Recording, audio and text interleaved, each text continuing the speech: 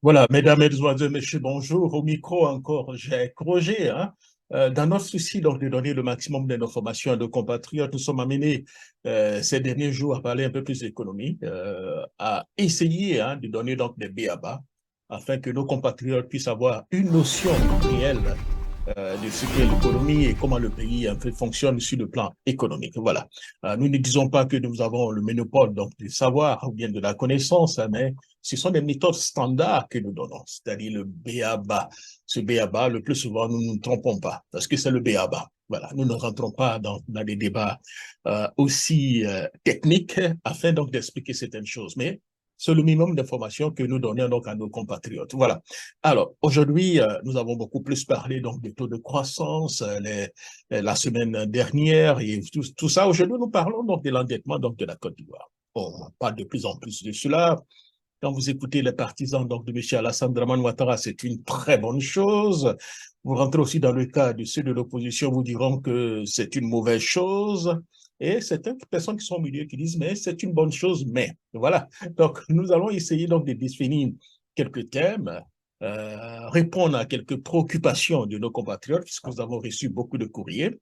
La première des questions, puisqu'on parle aussi, quel est donc le taux de l'endettement donc de la Côte d'Ivoire? Mais avant de parler du taux de l'endettement, cher ami, l'endettement même, c'est quoi exactement? L'endettement, si vous voulez, se réfère à la situation où à une personne, à une entreprise ou à un gouvernement, c'est clair, qui emprunte donc de l'argent auprès donc des créanciers généralement en échange donc de l'obligation de remboursement de la dette, si vous voulez, le capital emprunté, plus donc les intérêts sur une période déterminée. Donc, vous empruntez donc de l'argent avec quelqu'un, mais surtout avec des intérêts. La personne vous dit, bon, tiens, je suis prêt à vous accorder 1000 $, mais 1000 $, mais dans 3 mois, vous allez me remettre cela, vous allez me remettre 1100 $. Vous comprenez? Donc, dans ce cas, le taux d'intérêt, ça sera donc 10%. Donc, at the end of the day, quand vous allez finir de rembourser donc votre dette, vous allez non seulement payer les 1000 $, mais plus 100 $ qui sera donc le taux d'intérêt, qui sera donc l'intérêt sur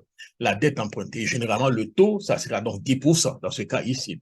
Donc, l'endettement peut être utilisé pour financer des projets d'investissement, voilà, des acquisitions, des dépenses courantes et tout ça. Voilà, l'endettement peut être aussi à court terme, à moyen terme et à long terme. C'est aussi clair que ça. Alors, le taux de l'endettement donc de la Côte d'Ivoire, voilà, c'est un peu difficile, mais les dernières informations, excusez-moi, que nous avons, c'est que le taux de l'endettement de la Côte d'Ivoire est au-dessus de la norme, c'est-à-dire que c'est à 53%. Voilà la dernière information que nous avions eue. Ça, c'est souvent 51 et 53%. 51, 50%, c'était donc en 2000, en 2020, en 2021. En 2022, je crois qu'on s'est retrouvé à 53%, 53, 54, 54%, selon donc le FMI. Donc, on se pose la question, quoi réellement a servi l'endettement donc de la Côte d'Ivoire, c'est clair.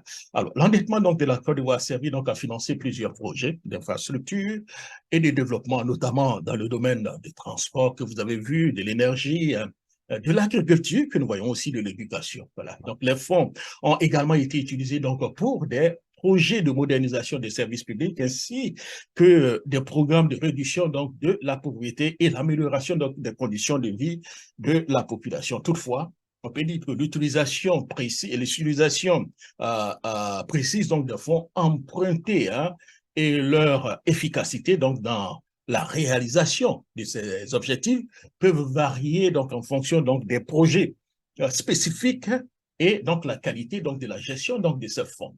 Alors ça c'est aussi clair. Alors nous revenons donc à la question qui revient donc le plus souvent. Ce taux est-il élevé en comparaison avec la norme, en comparaison avec la norme, puisque en début donc, de mission, j'ai été très clair quand vous prenez donc les partisans donc, de M. Ouattara, ils vous diront que quand vous comparez le taux de la Côte d'Ivoire avec les autres pays, c'était un taux acceptable. Voilà. Mais quelle est réellement la norme? Parce qu'en réalité, on ne peut pas se comparer certainement au plus mauvais. Mais on se compare le plus souvent au plus bon. Voilà, c'est clair. Voilà. Donc, la norme ici, le taux d'endettement donc, de la Côte d'Ivoire est très élevé, assez élevé par rapport à la norme internationale. Voilà, selon donc le Fonds monétaire international, le FMI, hein, un pays en développement, ça c'est clair. Je ne parle pas des pays développés, hein, il ne s'agit pas de comparer la dette de la Côte d'Ivoire avec la dette de la France avec les États-Unis. Alors oui, au niveau des États-Unis, la dette se trouve à 100%, plus de 100%, la France, voilà. Mais ne comparons pas la Côte d'Ivoire avec les pays développés. Ils ont beaucoup plus de mécanismes, beaucoup plus de possibilités, certainement, eux, de gérer, si vous voulez, leur dette que des pays en voie de développement qui ont toujours besoin d'aide à gauche, à droite. Donc, selon donc, le Fonds monétaire international, le FMI, un pays en développement comme la Côte d'Ivoire devrait donc avoir, ça c'est très important, un niveau d'endettement inférieur, ou bien voilà, inférieur à 40%. Donc, le taux d'endettement de la Côte d'Ivoire étant supérieur à la norme, cela peut réellement constituer donc un risque pour la soutenabilité de la dette et pour, si vous voulez, donc la stabilité financière donc, du pays, c'est aussi clair. Cependant, il convient, si vous voulez, de noter que d'autres facteurs tels que la capacité de remboursement donc, et la qualité donc, de gestion de la dette sont également importants à considérer. C'est-à-dire dans le cas, si votre taux est au-delà de 40%, que vous avez donc des mécanismes de pouvoir rembourser aussi facilement, bon, cela peut être un peu acceptable. Alors, l'autre question qui m'a été posée, quels sont donc les risques pour la soutenabilité donc de la dette et pour la stabilité financière donc d'un pays de façon générale? Alors, on parlera de façon générale avant donc de parler un peu de la Côte d'Ivoire. Donc, l'endettement excessif donc d'un pays peut entraîner plusieurs risques pour la soutenabilité donc, de sa dette et pour la stabilité financière donc, du pays. Parmi, si vous voulez, ces risques, on peut citer pêle-mêle la possibilité, la difficulté donc, de rembourser donc, la dette peut conduire à des défauts donc, du paiement et à des crises financières. Vous avez vu que ces dernières années au niveau donc, du Ghana, ce qui est en train donc, de se passer. Peut aussi une augmentation donc, du taux d'intérêt pour le pays, d'emprunt, voilà, en raison, si vous voulez, donc, du risque de non-remboursement qui peut entraîner donc, une spirale d'endettement. Voilà. Donc, pour ces pays, une fois que vous êtes endetté pour pouvoir rembourser cette dette, si vous n'avez pas donc de moyens, qu'est-ce que vous faites le plus souvent? La méthode la plus standard, la plus simple pour le pays, c'est donc d'augmenter, donc, si vous voulez, le taux d'intérêt. Voilà, ça peut augmenter donc le taux de certaines d'intérêt. Donc, dans ce cas ici, au niveau donc de la dette, une fois que vous prenez donc une dette que vous n'arrivez pas du tout à rembourser, le taux d'intérêt que vous allez certainement avoir pour de prochaines dettes, ça sera beaucoup plus élevé. Ou bien pour la dette que vous avez, on parle de plus souvent de réchelonnement, on va réchelonner la dette, mais le plus souvent avec un taux très souvent supérieur au taux que vous avez contracté initialement. Aussi des pressions, on peut faire des pressions inflationnistes, c'est clair, en particulier, si vous voulez, pour des gouvernements, donc le gouvernement finance sa dette en imprimant, si vous voulez, dans sa monnaie. Vous comprenez? Voilà. Ensuite, la nécessité de consacrer une partie croissante, vous comprenez? Donc, c'est les risques, une partie croissante donc, de ces ressources du pays au remboursement donc, de la dette. Vous allez voir qu'au niveau donc, de la Côte d'Ivoire a consacré, je ne sais pas, à peu près entre 15, 20%, qu'est-ce que ça? 15-20% voilà, de son budget pour financer donc, la dette. Vous comprenez? Et quand c'est comme ça, pour pouvoir avoir donc un autre des fonds pour le financement donc, des projets, ça devient un peu plus compliqué, c'est clair. Ce qui va entraîner des contraintes budgétaires importantes pour les dépenses publiques, comme je viens de le mentionner, prioritaires, telles que la santé et l'éducation. Voilà. Donc, puisque vous allez utiliser une bonne partie donc, de votre budget pour financer, pour payer la dette, donc les budgets, les projets donc, de financement pour l'éducation au niveau de la santé, généralement, ça devient un peu compliqué, voire un peu difficile à honorer donc, les engagements. Alors, autre risque, une perte donc, de confiance dans des investisseurs, donc la capacité du pays à rembourser donc sa dette, c'est clair, ce qui entraîne une baisse donc, des investissements étrangers et des flux de capitaux sortants. Voilà. Donc, qu'est-ce qui va se passer? Puisqu'il y a même plus de confiance, il y aura puisque la capacité donc du pays à rembourser donc la dette devient un peu plus compliquée, cela va entraîner moins d'investissement dans le pays, c'est clair, moins d'investissement dans le pays, et aussi une fuite importante dans les capitaux, puisque les gens n'auront plus confiance. Ils disent, bon, tiens, c'est mieux de sortir mon argent pour aller garder quelque part, très souvent en Europe, il y a des paradis fiscaux, en attendant de bien voir clair dans la situation. Donc, de façon ramassée, cher ami, ce qui se passe, c'est très simple. Vous prenez un peu, c'est comme votre cas. Vous avez votre famille, votre famille peut être considérée aussi comme, si vous voulez, votre pays, votre petit pays, là. Et votre femme travaille, vous travaillez, vous avez donc vos deux enfants, vous cumulez, vous avez votre revenu, disons, 1 500 000 francs par mois. 500 000 francs par mois, vous avez une voiture qui ne marche pas très bien, madame a une voiture qui ne marche pas très bien, les enfants vont à l'école en empruntant parfois des bus dans des conditions assez difficiles. Donc, à un moment donné, vous voulez donc améliorer le niveau donc, de votre niveau de vie.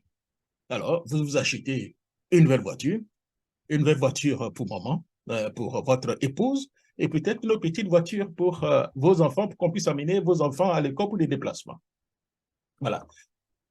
C'est une très bonne chose puisque vous n'allez plus avoir des soucis. Madame ne va plus vous appeler pour me dire, ah, monsieur, voilà, ma voiture est tombée en panne et tout ça. Ça va vous permettre au moins d'avoir moins de problèmes, c'est clair, vous comprenez. Vous aussi, vous allez avoir une très bonne voiture pour rentrer. Les enfants seront plus en retard. Bon, tout ça, c'est très bon. Mais à la fin du mois, il va falloir payer donc la dette. Vous comprenez? Il va falloir payer la dette. Si votre revenu peut permettre donc de payer les dépenses que vous venez, les investissements que vous venez d'avoir, c'est une très bonne chose. Mais vous allez comprendre qu'à un moment donné, ça deviendra un peu difficile de payer, si vous voulez, la dette.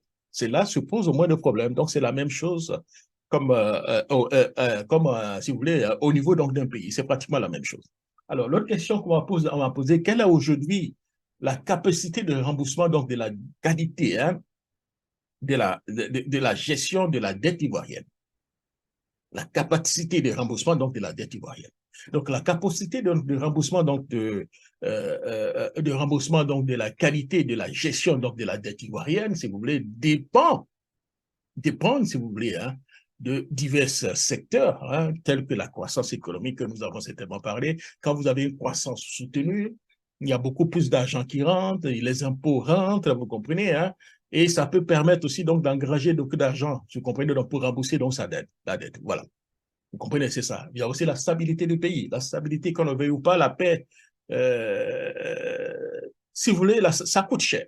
Quand vous êtes en guerre, vous allez dépenser beaucoup d'argent pour les guerres et puis de choses aussi, plus d'investissement, et ça devient un peu plus compliqué. Donc, la stabilité politique d'un pays est aussi, cette stabilité, c'est très important pour la suite. Vous avez le niveau aussi d'investissement et d'autres facteurs économiques. Cependant, on peut dire que la Côte d'Ivoire a mis donc en place des réformes pour améliorer la gestion donc de sa dette selon le ministre du Budget, y compris l'élaboration donc d'un cadre de gestion de la dette et l'utilisation donc de l'instrument donc de la dette de marché pour garantir une transparence et une responsabilité accrue, c'est aussi clair. Malgré tout cela, cher ami, il existe toujours donc des risques potentiels liés donc à l'endettement donc excessif, c'est clair, notamment donc des risques donc de remboursement, comme j'avais mentionné de la dette, comme j'avais mentionné tout à l'heure, ce qui peut entraîner, cher ami, donc des conséquences économiques et financières négatives pour le pays. Il est donc important pour la Côte d'Ivoire de continuer à surveiller donc de près le niveau d'endettement et continuer à mettre en place une politique pour garantir la soutenabilité donc de sa dette. Alors, donc la question que je vois que vous allez me poser, est-ce que la Côte d'Ivoire a-t-elle aujourd'hui trouvé donc des risques, si vous voulez, de remboursement de sa dette? La Côte d'Ivoire aujourd'hui, est-ce que la Côte d'Ivoire peut se trouver donc dans des risques de remboursement donc, de sa dette? Donc, je réponds à la question qui m'a été posée. Est-ce que la Côte d'Ivoire aujourd'hui peut se trouver dans le risque de non-remboursement donc, de sa dette? Voilà. Je pense qu'il est toujours possible pour un pays de se trouver donc, dans une situation de non-remboursement donc, de sa dette. Mais cela dépend de nombreux facteurs tels que l'évolution de la conjoncture économique mondiale, c'est clair, puisque nous vivons toujours dans un monde qui devient pratiquement un petit pays où tout ce qui se passe peut-être dans un autre pays peut affecter un autre pays aussi rapidement. Hein. Voilà. Cela aussi dépend donc de nombreux facteurs tels que, cher ami, l'évolution de la conjoncture économique et mondiale, aussi la capacité hein, donc de gestion de la dette du pays, la politique économique mise en place, cher ami, hein, ça c'est aussi en clair, hein, et voilà, et d'autres choses. Alors, bref, donc la Côte d'Ivoire a connu une croissance économique et financière, hein, ce qui a contribué, hein, on le voit tellement, à renforcer sa capacité de rembourser, on peut dire sa capacité de remboursement donc, de sa dette. C'est aussi clair que ça. Cependant, il est important de souligner que la situation donc, de la dette ivoirienne peut être, j'allais dire, doit être surveillée, c'est clair, de près pour s'assurer qu'elle reste soutenable et n'entraîne pas des risques pour la stabilité financière donc, du pays. C'est aussi clair. Alors, l'autre question que m'a été posée, hein, comment la croissance économique soutenue donc, de la Côte d'Ivoire ces dernières années peut-elle impacter hein, donc, la dette? On parle d'une croissance soutenue. Et comment est-ce que cette croissance soutenue peut aussi impacter, pourquoi pas, positivement donc la dette? C'est aussi clair. Donc la croissance économique soutenue de la Côte d'Ivoire ces dernières années a peu contribué, si vous voulez, à accroître les recettes fiscales, c'est clair, pour le gouvernement, ce qui peut aider à financer et à rembourser donc la dette. Cependant, si la dette continue d'augmenter, plus rapidement que la croissance économique, cela pourrait entraîner une insoutenabilité, cher ami, donc à de la dette à long terme, à moyen et à long terme. C'est aussi clair que ça. Il est donc important pour le gouvernement ivoirien donc, de maintenir hein, un équilibre entre l'investissement dans la croissance économique, c'est clair, et la gestion prudente donc, de la dette. Donc, c'est très bien de nous parler de taux de croissance à tout moment, c'est bien, mais il faut surveiller aussi la dette, puisqu'au niveau de la Côte d'Ivoire, chaque année, c'est de façon crescendo, la dette augmente, augmente, augmente. Aujourd'hui, nous sommes aux alentours donc, de 22 000 milliards de francs CFA, selon donc, les projections. D'ici donc 2025, la dette risque de se retrouver après donc de 30 000 milliards donc, de francs CFA, alors que nous sommes partis en 2011, 2012 à 4 000 milliards de la dette, surtout après donc, le PPTE, ce qui a ramené hein, la capacité donc, de la dette à un point très mort. Mais aujourd'hui, nous nous retrouvons pratiquement, nous avons quintuplé si vous voulez, la dette, pour ne pas dire multiplié par 6 ou 7 fois cette dette, et ça risque de poser problème à moyen et à long terme. Alors, une question qui a été posée, hein, quelle politique nouvelle hein, que la Côte d'Ivoire devrait-elle mettre en place pour garantir la soutenabilité donc, de sa dette? La politique, si vous voulez, on doit encore inventer donc d'autres politiques, hein, c'est clair.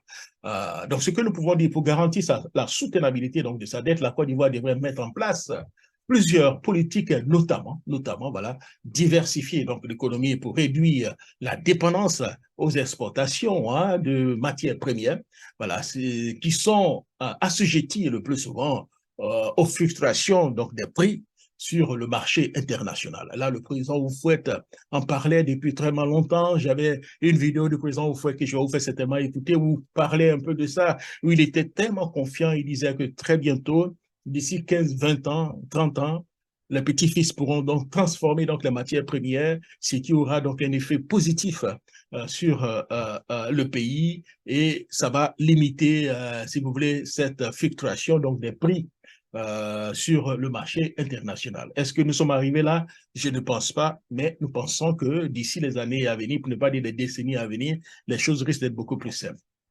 Alors, de l'autre côté, hein, la politique que la Côte d'Ivoire devait mettre en place pour garantir la soutenabilité donc, de sa dette, hein, c'est clair, hein, c'est encourager donc l'investissement l'investissement privé national, surtout encourager l'investissement privé national et étranger pour stimuler la création donc d'emplois et la croissance économique. Voilà, donc aussi bien encourager des investissements étrangers, mais surtout encourager des investissements privés nationaux. Ça, c'est aussi important. Un troisième point que nous pouvons aussi mentionner, hein, accroître, si vous voulez, la recette fiscale. C'est là il y a un problème. Hein. Accroître la recette fiscale, c'est-à-dire plus d'impôts. hein, en élargissant, si vous voulez, donc l'assiette, voilà, accroître l'accès, en renforçant, si vous voulez, hein, l'administration fiscale, en luttant, si vous voulez, contre la fraude fiscale, c'est aussi clair que ça, et en élargissant donc l'assiette fiscale. C'est aussi clair. Alors, il faut accroître, c'est-à-dire plus d'impôts, mais en essayant d'accroître plus d'impôts, faire en sorte donc de lutter contre la corruption. Parce que j'ai lu dans des documents où la Côte d'Ivoire perd donc des milliards et des milliards donc, de francs CFA chaque année à cause de la corruption. Vous voyez? Donc, si on essaie donc de mettre en place des mécanismes pour lutter efficacement contre la corruption, cela va engranger beaucoup d'argent dans les caisses donc, de l'État. Plus il y a beaucoup d'argent, plus l'État peut faire face au paiement donc, de sa dette.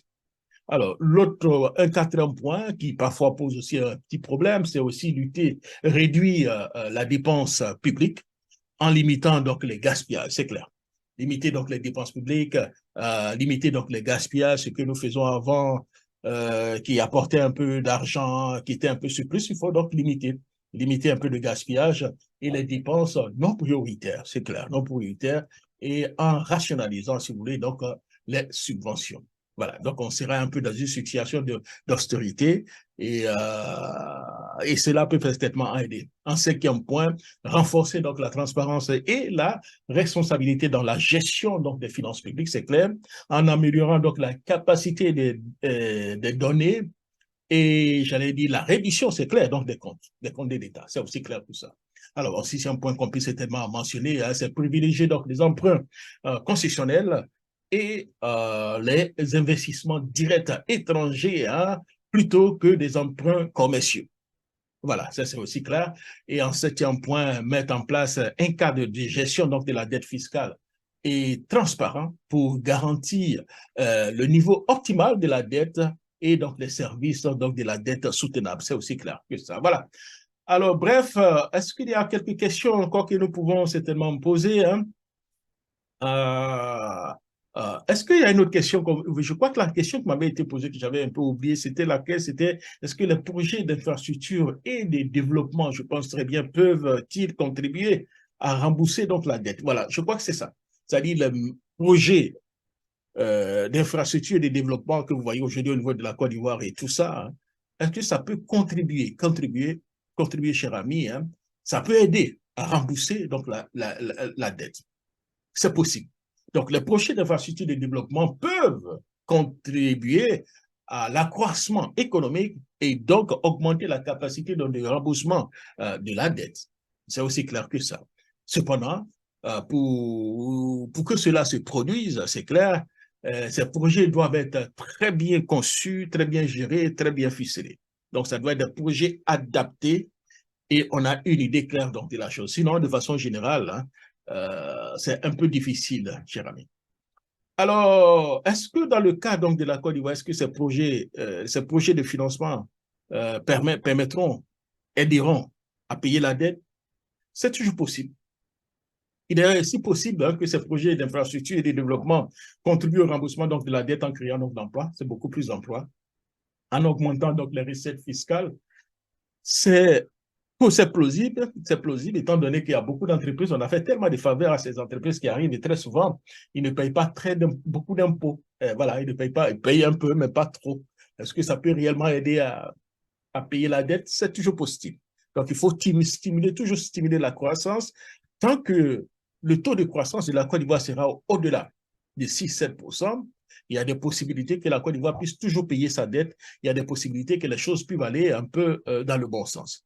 Mais là où il y a le bas blesse, c'est quand le taux de croissance sera en dessous des 5%, alors ça va commencer donc à poser problème. Donc, de façon générale, cher ami, donc le point que nous pouvons faire, c'est bien vrai. Il faut emprunter d'argent, beaucoup d'argent pour les projets dans un pays, mais il faut avoir un mécanisme pour pouvoir rembourser donc la dette. Voilà, cher ami, hein, le petit point que je voulais certainement faire, j'espère que j'ai pu répondre à vos interrogations. Et comme je l'ai dit, cher ami, je ne suis pas un spécialiste en économie. Ce que je donne, c'est le minimum, c'est le b.a.-ba. C'est ce que nous avons appris, c'est ce que tout le monde a appris, c'est ce que tout le monde apprend généralement donc dans des écoles où vous êtes obligé parfois de parler un peu donc d'économie, c'est clair, voilà. Mais si vous voulez avoir beaucoup plus d'informations, je crois que les temps à venir, on aura la possibilité donc d'avoir des spécialistes qui vous donneraient beaucoup plus d'informations, cher ami. Ah, voilà un peu le petit point que je voulais faire. J'espère que j'ai été assez pertinent et que vous avez donc le maximum donc